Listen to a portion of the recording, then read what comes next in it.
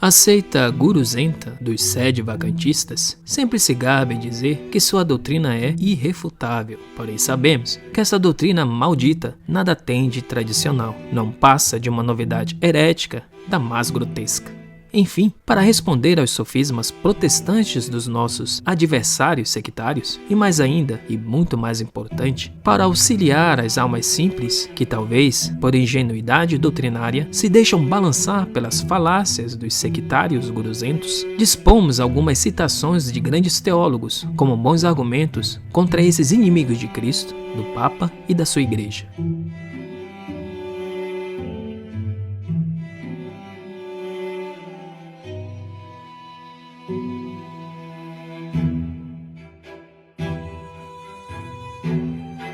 Deus poderia permitir, como quer a seita dos sede-vacantistas, que uma sucessão de falsos papas usurpem a sede apostólica? Para começar a responder essa pergunta, usamos uma citação do cardeal Biot no seu Tratado de Ecclesia de 1909. Abre aspas. Qualquer que seja a possibilidade ou a impossibilidade desta hipótese, a hipótese de um papa herege, deve-se ter como absolutamente certo e inteiramente fora de dúvida que a adesão de toda a Igreja será sempre por si só o sinal infalível da legitimidade da pessoa do Papa e, portanto, da existência de todas as condições exigidas para isso. E não é necessário ir muito longe para a razão deste fato, pois é explicado diretamente com a promessa e providência infalíveis de Cristo. As portas do inferno não prevalecerão contra ela, e eis que estarei sempre convosco. Com efeito, se a Igreja aderisse a um pseudo-papa, isso equivaleria a ela seguir uma falsa regra de fé, pois o Papa é a regra viva que a Igreja deve seguir sempre e de fato segue em sua crença.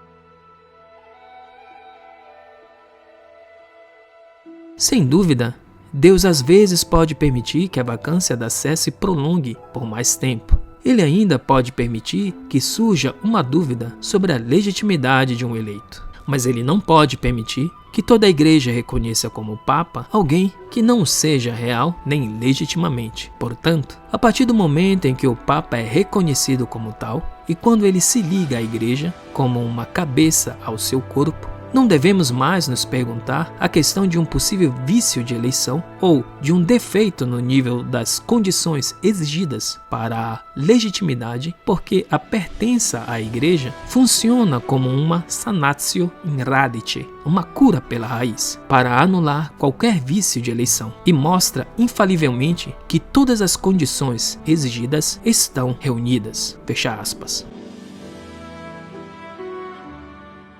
Usaremos também uma citação da carta encíclica Mystici Corporis do Sumo Pontífice Papa Pio XII, abre aspas. Suprimida a cabeça visível e rompidos os vínculos visíveis da unidade, obscurecem e deformam de tal maneira o corpo místico do Redentor que não pode ser visto nem encontrado de quantos demandam o porto da eterna salvação. É ainda absolutamente necessário que haja um chefe supremo visível a todos, que coordene e dirija eficazmente para a consecução do fim proposto à atividade comum, e este é o vigário de Cristo na terra. Fecha aspas.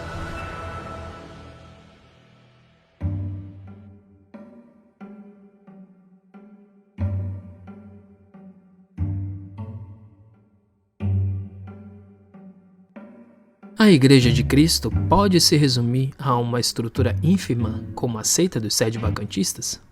A essa pergunta continuaremos usando uma citação do cardeal Biot no seu Tratado de Ecclesia de 1909, abre aspas. Cristo fundou uma igreja em conformidade com as exigências da natureza humana, visto que esta instituição concerne os homens. Portanto, fundou uma igreja visível. Visível, antes de tudo, em sua constituição, pois não pode haver sociedade se os que dela fazem parte não a reconhecem. No entanto, os homens não podem saber se fazem parte de uma mesma sociedade, se não podem apreender pelos sentidos externos a estrutura social que lhe corresponde. Esta igreja é também visível no sentido de que se pode discernir no meio de outras igrejas que não são autênticas, pois Cristo a fundou para que dela façam parte os homens que a ela são chamados. Se não se pudesse reconhecer esta igreja, distinguindo-a de outras sociedades religiosas, seu fundador a teria estabelecido em vão, e essa consequência é inconcebível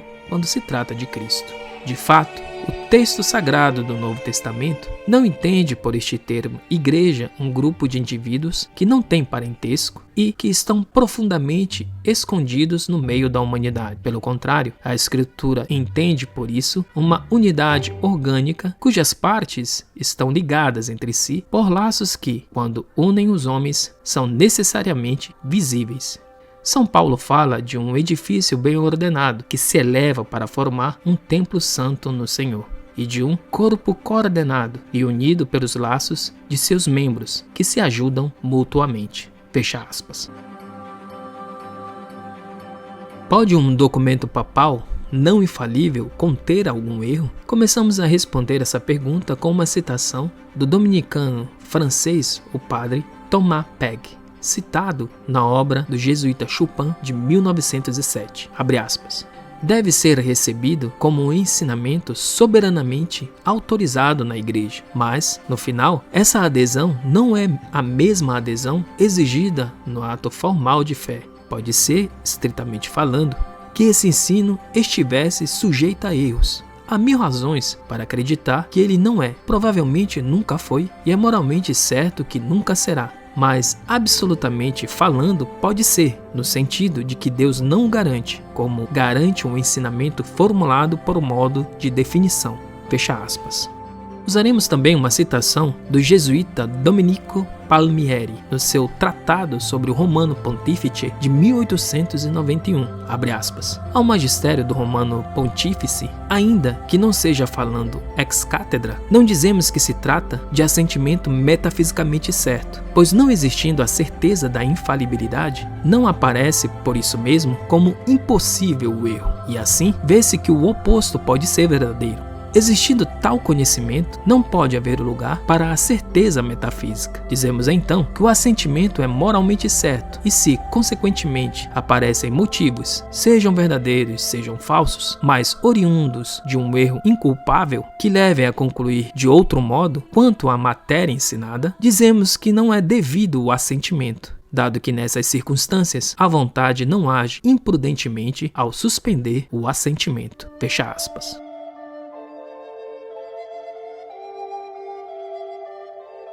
Podemos suspender o nosso assentimento a uma encíclica papal? Para responder essa pergunta, começaremos com uma citação do beneditino Dom Pounot na sua obra de 1952, abre aspas, rejeitar qualquer uma dentre elas prematuramente seria expor-nos a perder a verdade que nos é dada da parte de Deus. Um único motivo poderia fazer-nos suspender o nosso assentimento, o de uma oposição precisa entre um texto de uma encíclica e outros testemunhos da tradição. Ainda assim, tal oposição não pode ser presumida, mas aguarda sua prova, que só pode ser admitida com dificuldade. Fecha aspas.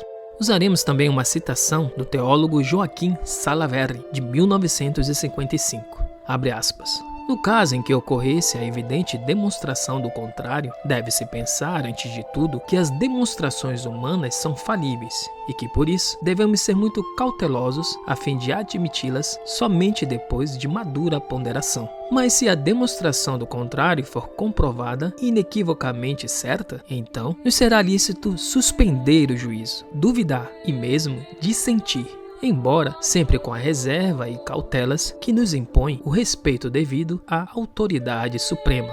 Fecha aspas. Usaremos também uma terceira citação do jesuíta Sisto Cartecchini na sua obra de 1953. Abre aspas. Na hipótese de decisões não infalíveis, deve o súdito dar um assentimento interno, exceto no caso em que tenha a evidência de que a coisa ordenada é ilícita. Se algum douto estudioso tiver razões gravíssimas para suspender o assentimento, poderá suspendê-lo sem temeridade e sem pecado. Fecha aspas.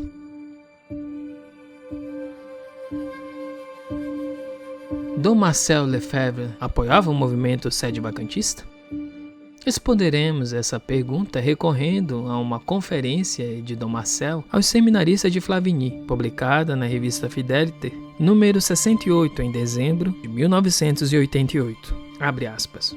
A fraternidade não é um partido, nem uma seita aferrada a um folclore. Não se trata disso, a situação é muito mais grave. Não é somente a liturgia o que queremos defender, os problemas de fé são ainda mais importantes. Poderíamos ter adotado muitas atitudes, e especialmente aquela de uma oposição radical. O Papa admite ideias liberais e modernistas. Logo, ele é herege, portanto, não é mais Papa. É o sede-vacantismo. Terminou. Não se considera mais Roma. Os cardeais eleitos pelo Papa não são cardeais. Todas as decisões tomadas são nulas. Pessoalmente, sempre pensei que se tratava de uma lógica demasiado simples. A realidade não é tão simples. Não se pode taxar alguém de ser herege formal tão facilmente. É por este motivo que me pareceu que devia permanecer nessa posição e conservar um contato com Roma. Pensar que em Roma havia um sucessor de Pedro, um mau sucessor certamente, e ao qual não há que seguir porque tem ideias liberais e modernistas. Porém está ali, e na medida em que possa se converter, temos o direito de opor-nos publicamente às autoridades quando proclamam e professam ditos erros. Fecha aspas.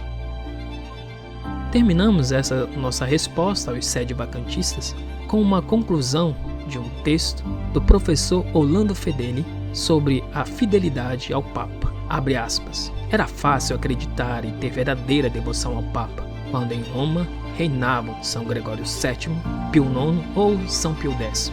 Difícil foi manter a verdadeira fidelidade e a verdadeira devoção ao Papa em Avignon, ou no tempo do grande cisma do Ocidente, ou na corte de Roma renascentista. Difícil ainda mais é manter fidelidade à Igreja e a verdadeira devoção ao Papa nestes dias de trevas durante o eclipse do Sol católico causado pelo Vaticano II.